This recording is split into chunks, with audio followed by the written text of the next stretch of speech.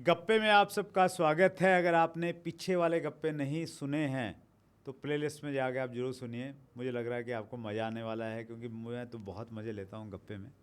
तो गप्पे में आज हमारे साथी हैं सुनील शर्मा जी। हालांकि डायरेक्ट सेलिंग इंडस्ट्री में बड़ा तजर्बा है, टीचर थे और आजकल बड़े झंडे गाड़ रहे हैं डायरेक्ट सेलिंग में। पूरा नाम है सुनील जी। सुनील जी, अपने कॉलेज के दिनों की कुछ बताओ, कैसी थी वो लाइफ?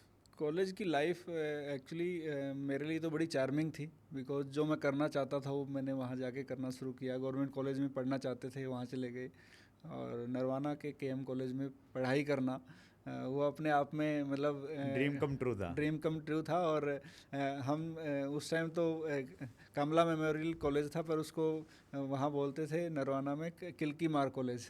अच्छा। तो बिकॉज वहाँ पे इस तरह की चीज़ें होती रहती थी, और मैं स्टूडेंट लीडर था। स्टूडेंट्स को लीड करना और वहाँ अपना वो लीडरशिप ग्रूम करना, वो अपने आप में एक सपना था। वो हमने किया 5 साल पूरा वहाँ पे। फिर केयू में चले गए, वहाँ किया। और मैं और जो मेरी वाइफ हैं, हम उसी दौरान मिले थे, एक स्टूडेंट मूवमेंट के दौरान। अच्छा, हमने नरवाना में ही? नहीं, वो यमुनानगर थे। पर अच्छा। मैं एक ऑर्गेनाइजेशन में स्टेट सेक्रेटरी था, और हम स्ट्राइक करवाने के लिए कहीं भी चले जाते थे, और बड़ी लंबी लंबी स्ट्राइक्स हमने लीड की हैं। और स्टेट के साथ सब वो कंट्राडक्शन और वो सारी चीज़ें भी फेस की। एक केस में मैं 6.5 महीने जेल में भी रहा, जींद में। अरे क्या बात कर रहे हो, बड़े और क्रांतिकारी हो आप तो। उस टाइम हरियाणा में आई थिंक चौटाला गवर्नमेंट थी। हम्म। और हमने 15 दिन कॉलेज नहीं खुलने दिए। देवीलाल यूनिवर्सिटी बनी थी सिरसा में। अच्छा, क्या किस चीज़ का वो विरोध कर रहे थे? उसमें दो एजिटेशंस थे। पहला, फीस बढ़ा दी थी सरकार ने, और दूसरा काफ़ी सारे कॉलेज को, सरकारी स्कूलों में तो ऐसे ही कम फीस रहती है। सरकारी कॉलेजेस में कुछ फ़ीस बढ़ाई थी, कुछ अच्छा। स्पेसिफिक कोर्सेज, प्रोफेशनल कोर्सेज की खास तौर पे। और सीटें कम कर दी थी। अच्छा। सीटें केयू से जो कोलैबोरेटेड कॉलेज थे उनकी सीटें घटा के, और यूनिवर्सिटी बनी थी सिरसा में, चौधरी देवीलाल यूनिवर्सिटी, CDLU, और वहाँ से उनको लिंक कर दिया था। उसमें जींद डिस्ट्रिक्ट के सारे कॉलेज वहाँ लिंक्ड थे अच्छा। सिरसा। हम्म। पर बिकॉज नई यूनिवर्सिटी थी और उतनी रिनाउंड नहीं थी, तो सब लोग चाहते थे कि हमारे पास डिग्री कुरुक्षेत्र की मिले। केयू की आनी चाहिए। तो एक बड़ा एजिटेशन था। प्राइवेट यूनिवर्सिटी बिल आया उस टाइम। प्राइवेट यूनिवर्सिटी बिल का भी यही था कि कोई भी कहीं भी यूनिवर्सिटी खोल सकता है, तो उससे भी एजुकेशन की रेपुटेशन डाउन हो रही थी। तो सारे मुद्दों पे हमने 15-20 दिन कॉलेज नहीं खुलने दिए, और हमने एक साइकिल यात्रा की थी। वो अच्छा। साइकिल यात्रा हमने स्टार्ट की थी नरवाना गवर्नमेंट कॉलेज से, और पूरा घूमते हुए हम कैथल, फिर पेहवा, इस्माइलाबाद, फिर कुरुक्षेत्र, फिर अम्बाला, फिर यमुनानगर, ऐसे होते हुए पंचकुला, और हमने चंडीगढ़ जाना था। तो वहाँ फिर हमें चंडीगढ़ पुलिस ने हमें गिरफ़्तार किया, और वहाँ से छोड़ दिया। उसके 10-12 दिन बाद एग्ज़ाम थे, मुझे एग्ज़ाम से उठाया, कुछ और लोगों को उठाया, और काफ़ी सीरियस केस बना के पुलिस ने, और काफ़ी टाइम हमारी ज़मानत नहीं होनी थी। उनको लग रहा था कि अच्छा। पता नहीं ये क्या कर देंगे। हम्म। तो उस तरह की लाइफ थी। पर वहीं से जो सबसे इम्पोर्टेंट चैप्टर था वो शुरू हुआ लाइफ का। अपना वहाँ मेरी लाइफ पार्टनर नीरू बोलते हैं हम घर में, जी नरेंद्र जी। कौर, वो हमें मिले, मुझे मिले, और कहाँ, हम यमुनानगर में? यमुनानगर में। और हम 5-6 साल से जानते थे साथ साथ। और फिर 2008 में, मैं 2007 जुलाई में मेरी ज़मानत हुई। फिर मैंने जॉब स्टार्ट की टीवी चैनल में, जो मैंने बताया था आपको। हाँ। और उसी दौरान हमने शादी कर ली। तो नीरू जॉब कर रहे थे हिसार में, मैं उस टीवी चैनल में जॉब कर रहा था। इस तरीके से ज़िंदगी स्टार्ट हुई।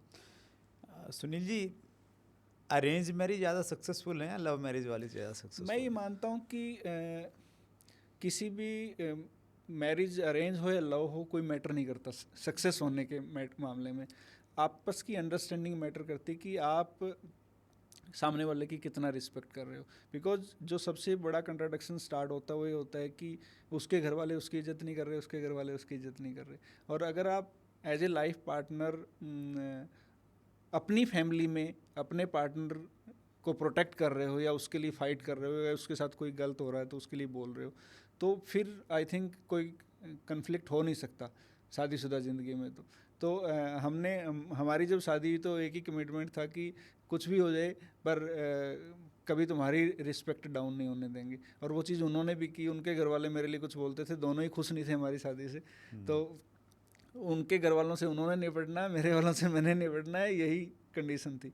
और अगर आप इस तरीके से करते हो तो चाहे आपकी लव मैरिज हो चाहे अरेंज मैरिज हो, कोई आपको मतलब कुछ कर ही नहीं सकता परेशान। जब व्यक्ति युवावस्था में रहता है सुनील जी, उस समय एक बड़ा एनर्जी भी बहुत रहती है और ज़िंदगी के कई सारे महत्वपूर्ण निर्णय उस समय व्यक्ति लेता है। कैरियर भी चल रहा होता है, पढ़ाई लिखाई कुछ ना कुछ वैसा भी रहता है, और कहीं ना कहीं जो एक अट्रैक्शन रहता है एक दूसरे के प्रति मेल फीमेल में, तो वो भी कहीं ना कहीं उस समय हार्मोन चेंजेस की वजह से वो भी कहीं ना कहीं कुछ ज़्यादा रहते हैं। तो आज के समय में जो स्पेशली यूथ है, ऐसा कहते हैं कि बहुत ज़्यादा इसमें अपोजिट जेंडर के अट्रैक्शन में रहता है, और उसकी वजह से कहीं ना कहीं जहाँ उसका फोकस होना चाहिए वो फोकस कहीं ना कहीं हिल जाता है। एज ए टीचर भी आपने इस चीज़ को महसूस किया होगा। मैं ये समझता हूँ कि अट्रैक्शन एक अलग चीज़ है, अपोजिट जेंडर का जो अट्रैक्शन है वो अलग चीज़ है, पर अगर आप अपना लाइफ पार्टनर चूज़ कर रहे हो तो वहाँ आपको रिश्ते को समय देना चाहिए। आप एक अच्छा खासा समय साथ मतलब बिताएं, एक दूसरे को समझें, और जब आपको ये लगे कि कमिटमेंट स्ट्रॉन्ग है साथ ज़िंदगी जीने का, तभी आपको इस तरह का डिसीजन लेना मतलब चाहिए। अगर हम मतलब एक यूथ है, वो उनकी दोस्ती है, बातचीत कर रहे हैं, तो शादी के लिए जल्दबाजी नहीं होनी चाहिए। बिल्कुल लंबा समय दें, देखें, सोचें, समझें, उसके बाद में डिसाइड करें। बिल्कुल बिल्कुल, एक दूसरे को जानना समझना ज़रूरी है। और एक चीज़ और भी है कि मतलब ये बहुत ही प्रैक्टिकल चीज़ है, शादी से पहले जो रिश्ता होता है ना वो बहुत अलग दिखता है, बंदे की फीलिंग डिफरेंट लेवल पे होती है, वहाँ बंदा एक कमियां भी इग्नोर कर देता है, पर शादी के बाद वही कमियां प्रॉब्लम बनने लग जाती हैं, वो चीज़ होती है। तो वहाँ पे मैं ये मानता हूँ कि या तो आप इतना एडजस्टेबल हो चीज़ों को लेके कि वो आपके लिए प्रॉब्लम ना बने दोनों तरफ से, और या फिर आप पहले देख लें कि क्या मैं इन सारी चीज़ों के साथ ज़िंदगी जी सकता हूँ या बिता सकता हूँ, नहीं बिता सकता हूँ। पर मुझे लगता है कि एक एज ए कपल फ्लेक्सिबल होना बहुत ज़्यादा ज़रूरी है, चाहे शादी, चाहे वो लव मैरिज हो चाहे अरेंज मैरिज हो। घर में बहुत सारी चीज़ें ऐसी होती हैं, आपका तो ऑलरेडी इतना एक्सपीरियंस है, और मैं ये मानता हूँ कि भाई कभी वाइफ की तबीयत ख़राब है, हो सकता है वो खाना ना बना सके, या हो सकता है वो कोई दूसरा काम ना कर सके, पर क्या आप उसकी समस्या को समझ के वहाँ अगर कुछ हेल्प कर रहे हो तो उसकी जो फीलिंग है आपके लिए, उसकी जो रिस्पेक्ट है वो बढ़ जाएगी। पर अगर आप ये चाहते हो कि वो किसी भी परिस्थिति में है पर वो आपके सारे काम वो करे, तो फिर समस्या है। तो मैं ये मानता हूँ कि अपने पार्टनर से उतनी ही उम्मीद करें जितना आप भी उसके लिए कर सको। अंडरस्टैंडिंग होनी बहुत ज़रूरी है, आपस में केयरिंग बहुत ज़रूरी है। That's great Sunil ji.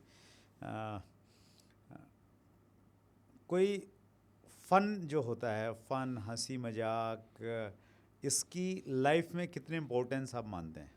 मैं मानता हूँ कि आप फ़न आपके लिए बहुत अच्छा मेडिटेशन है, रिलैक्स करने के लिए बहुत अच्छा है। आपको हमेशा फ़न वो चीज़ है जब आप अपने आप के लिए जीते हैं, जब आप बाकी चीज़ों को भूल जाते हैं, जब एक्चुअल में आप इंजॉय करते हैं। और उसके लिए आपको कोई रिसोर्सेज नहीं चाहिए, उसके लिए आपको कोई बहुत ज़्यादा पैसा नहीं चाहिए, उसके लिए आपको बहुत बड़ी सक्सेस नहीं चाहिए। फ़न आप कभी भी और कहीं भी कर सकते हैं। मैं जैसे बता रहा था, जब हमने हिसार रहना स्टार्ट किया तो मेरे पास साइकिल था।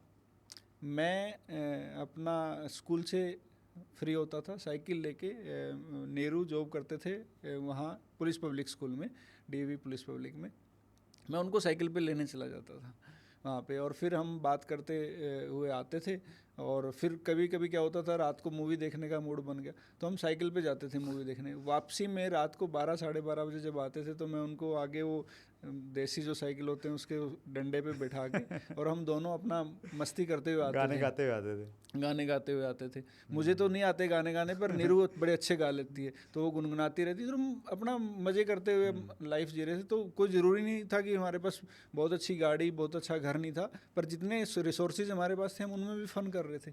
तो अगर आप ज़िंदगी को अपने तरीके से जीना सीख लेते हो तो बाकी सारी चीज़ें तो आप बस पा ही लेंगे, अचीव कर ही लेंगे। That's great, super. बहुत बढ़िया सुनील जी। गप्पे आपने मारे हमारे साथ में मिलके, और बस गप्पे का हमारा मकसद भी यही है कि भाई हम लोग सीरियस बातें न करके थोड़ा सा लाइट बातें भी करें, थोड़ा सा ज़िंदगी को उतना सीरियस नहीं बनाएं जितना बहुत बात हम बना लेते हैं। सो गप्पे में भी आपने समय निकाला, और सुनील जी बहुत सारी बातें कर रहे थे, जैसे साइकिल की बातचीत की या दूसरी चीज़ों की बातचीत की। वो एक और एपिसोड चैट विद सुरेंद्र बस पे आप जाके देखिएगा, तो सुनील जी के बारे में पूरी डिटेल आपको मालूम चल जाएगी। तो सुनील जी बहुत बहुत धन्यवाद। और गप्पे का हम लोग जो समापन करते हैं ना, बड़े एक अलग अंदाज में करते हैं। तो माइक को थोड़ा आगे कीजिए आप, और जैसे बच्चे हाथ मिलाते थे ना, आपने मिलाया कभी ऐसे? नहीं। हेलो, मिलाते हैं आप ऐसे, और अंगूठे को मिलाएंगे, अंगूठा अंगूठा सिर्फ अंगूठा, और हाथ को घुमाइए ऐसे। ये रिहर्सल थी, पक्का करते हैं आगे। बिल्कुल बिल्कुल। और जाके आपने नीरू के साथ ऐसे हाथ मिलाना है कि एक नई चीज़ सीख के आया हो। बच्चों के साथ भी मिला सकते हैं। सो बहुत बढ़िया Sunil ji, thank you so much. ये एक्चुअल में गप्पे का फन था। ये गप्पे का फन था। चलिए, थैंक यू सो मच। अगर आपको गप्पे अच्छे लगे हों तो इसको दूसरों में बांटिए, और बहुत अच्छे नहीं लगे हों तो मत बांटिए, मज़े कीजिए ज़िंदगी में। Thank you.